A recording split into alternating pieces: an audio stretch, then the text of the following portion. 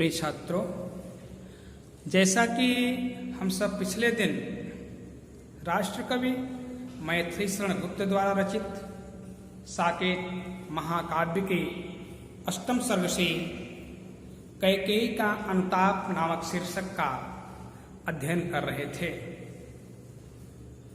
उसी कड़ी में आगे बढ़ते हुए आज अगले पंक्तियों की व्याख्या होगी। अभी तक हमने देखा कि कैकेयी भरत का गुणगान राम के द्वारा या अपनी प्रजा के द्वारा सुन करके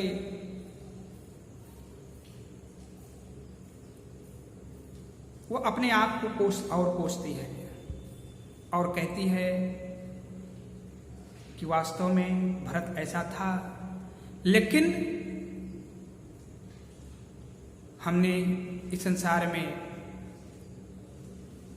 यश के स्थान पर अपयश कमाया है। जो कुछ मुझे मिलना चाहिए था वो नहीं मिल पाया। इस प्रकार का पुत्र पाकर के मैं इस संसार में अपने आप को उसकी कीर्ति को देखते हुए मैं कुछ नहीं कर पाई।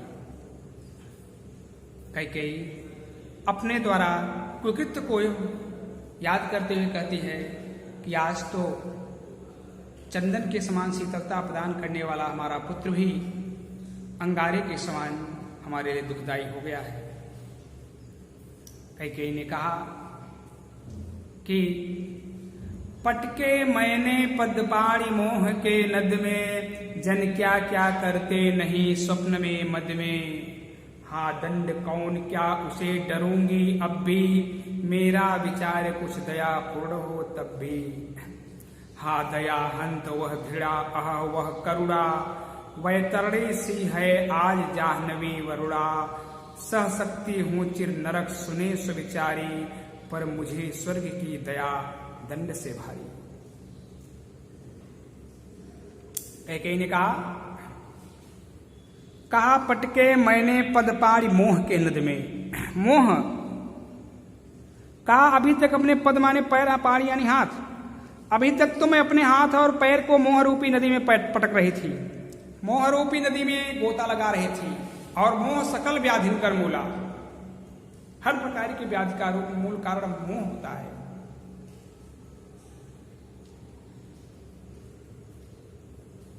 गोस्वामी जी ने लिखा कि मोह निशा सब सोव निहारा, देखत स्वप्न अनेक प्रकारा। इस संसार में आकर के लोग मोह रूपी रात्रि में सो रहे हैं और अनेकों प्रकार का सपना देख रहे हैं। कहा पटके मैंने पदपाणि मोह के नद में, जन क्या क्या करते नहीं स्वप्न में मद में। कहा कि अभी तक मैंने मोह रूपी नदी में गोता लगा रही थी, मोह रूपी नदी में अपना हाथ और पैर पटक रही थी। फिर जब मोह की ही बात है तो जन क्या क्या करते नहीं स्वप्न में मद में। जब व्यक्ति सपना देखता है तो सपने में पता नहीं क्या क्या देख लेता है। जिसके अंदर मद हो जाता है, अहंकार हो जाता है, वो पता नहीं कौन कौन सा कृत्य कर डालता है, बुरे कर्मों को कर बैठता है।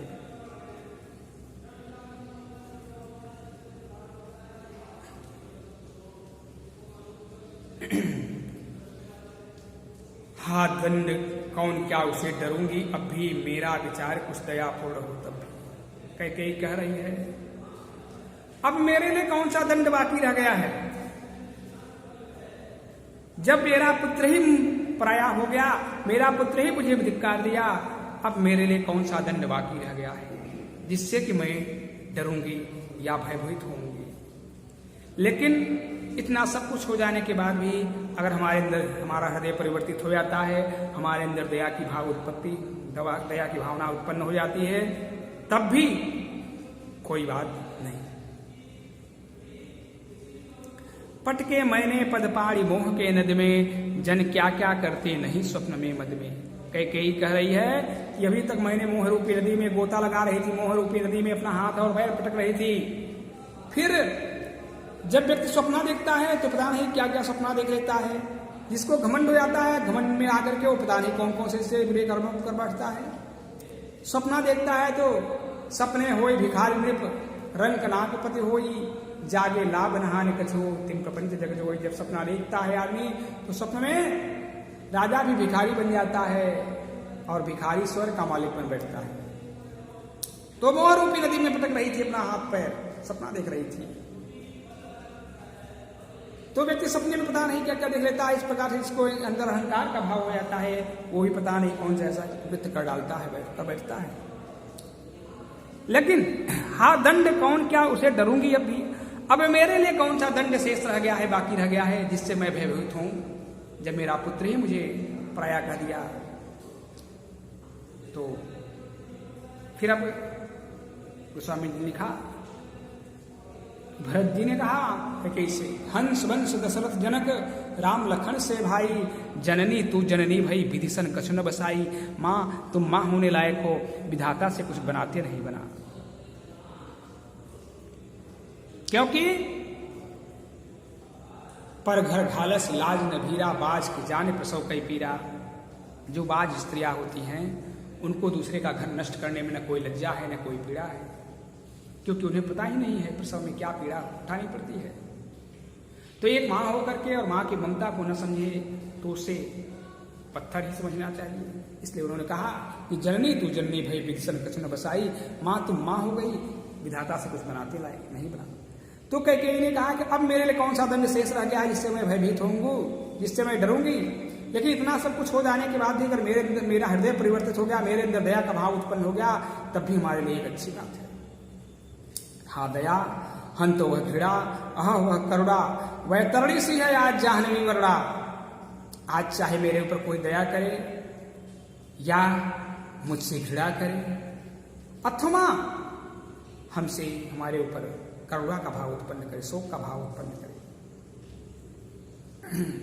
लेकिन वह तरणी सी है आज जाह्नवी वरुणा। जाह्नवी यानी गंगा और वरुणा यानी नदी।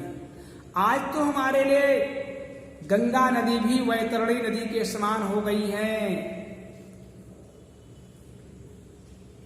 आज मेरा पुत्र भी गंगा के समान पवित्र करने वाला, मुझे तारने वाला मेरा पुत्र भी वैतरणी नदी के समान मुझे दुखदाई हो गया है।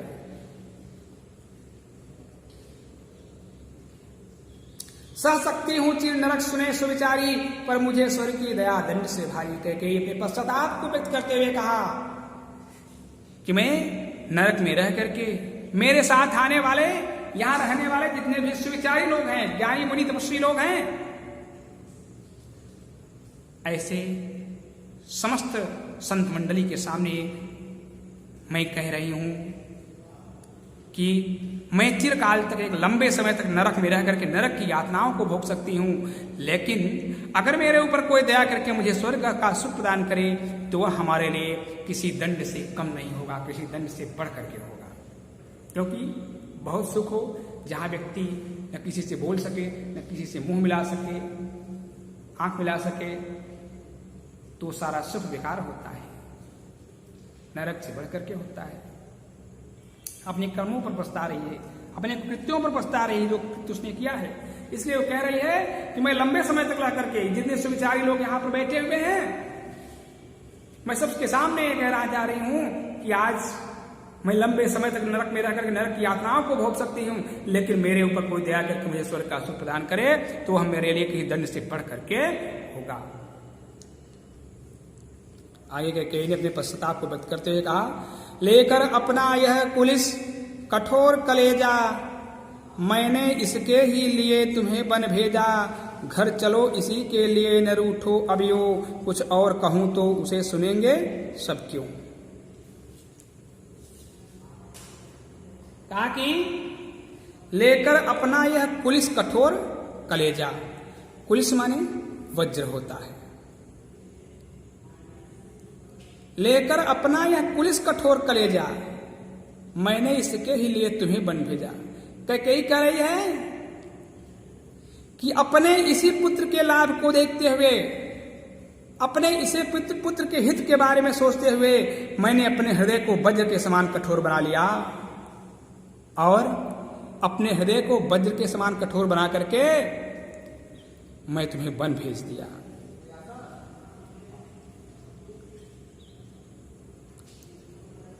कहा कि मैंने इसके ही लिए तुम्हें वन भेजा, अपने इसी पुत्र के लाभ के लिए मैंने अपने हृदय को वज्र के समान कठोर बनाया और तुम्हें वन में भेजा। घर चलो इसी के लिए न रूठो अब यूं, कुछ और कहूं तो उसे सुनेंगे सब क्यों। लेकिन आज मैंने जिस पुत्र के लाभ के लिए तुम्हें वन भेजा था, आज उसी पुत्र के लाभ के लिए मैं तुम्हें मनाने आई हूं कि अब तुम घर वापस लौट चलो, अब नाराज न हो, क्योंकि कुछ और कहूं तो उसे सुनेंगे सब क्यों। यहां के सबके सम्मुख मैं अपने पश्चाताप को और व्यक्त करूंगी, अपने मन की भावनाओं को और व्यक्त करूंगी, उसे सब लोग सुनेंगे, उसके लिए मैं उपहास की पात्र बनूंगी। ये अच्छी बात नहीं है। कई राम से कह रही है कि लेकर अपना यह पुलिस कठोर कलेजा, मैंने इसके ही लिए तुम्हें वन भेजा। हे राम, अपने इस पुत्र के भरत के लाभ के लिए ही मैंने अपने हृदय को वज्र के समान कठोर बना लिया और तुम्हें वन में रहने के लिए भेज दिया।